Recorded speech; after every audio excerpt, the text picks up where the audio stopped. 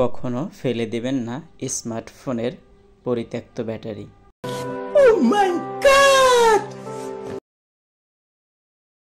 3.85 ভোল্টের 5000 mAh এর একটা ব্যাটারি।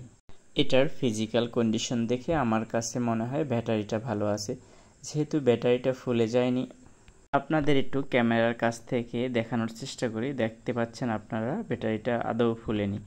যদি দেখেন ব্যাটারিটা ফুলে গেছে অথবা অ্যাসিডের গন্ধ আসতেছে অথবা কোথাও ফেটে গেছে, তাহলে এটা আর সময় নষ্ট না করাই ভালো। ये सब क्या देखना पड़ रहा है? अच्छा है मैं अंधा हूं। এ সকল ব্যাটারিতে সাধারণত এই বিএমএস সার্কিটটা নষ্ট হয়ে যায়, যার দরুন স্মার্টফোনের ঠিকমতো বিদ্যুৎ প্রবাহ হয় না অথবা ব্যাটারিকে চার্জ করতে পারে না। এই বিএমএস এর সমস্যা হলেই ব্যাটারিটা পরিত্যক্ত হয়ে যায়। এবার মাল্টিমিটার দিয়ে মাপা যাক এটায় কোনো ভোল্টেজ শো করে কিনা। আপনারা দেখতে পাচ্ছেন এটায় 2.37 ভোল্টেজ শো করতেছে। এবার আমি বিএমএস সার্কিটটা আলাদা করে নেব, কারণ এটা সমস্যার কারণে অনেক সময় বিএমএস ডিসচার্জ করে দিতে পারে।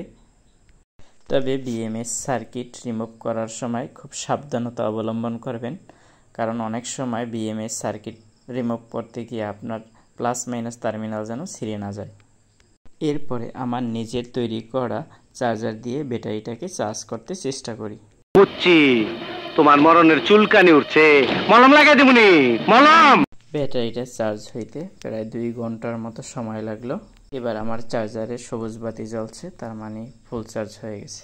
যেহেতু ব্যাটারিটা ফুল চার্জ হয়ে গেছে, এবার দেখা যাক ব্যাটারিটা কত ভোল্টেজ শো করতেছে।